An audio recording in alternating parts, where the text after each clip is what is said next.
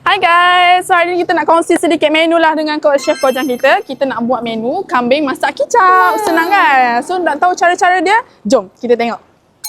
Let's go! Okay, hari ni kita akan masak kambing masak kicap. Yang pertama kita akan masukkan minyak sedikit. Lepas tu kita masukkan kambing.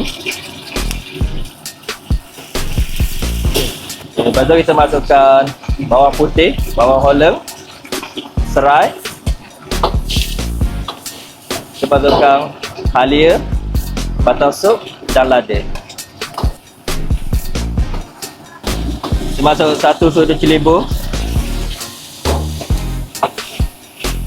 Okay, lepas tu kita akan masuk semua bahan.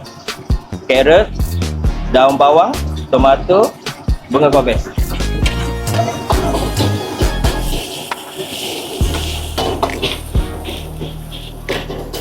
Okay, kita masukkan separuh air, separuh senduk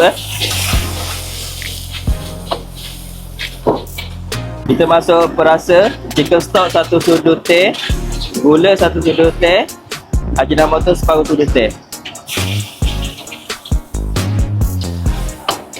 Okay, last kita letak kicap pekat sikit, kicap manis, chili sauce 1 sudu, sos tiram 1 sudu.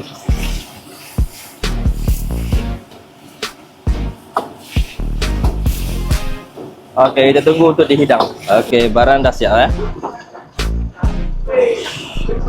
Wow. Selamat mencuba.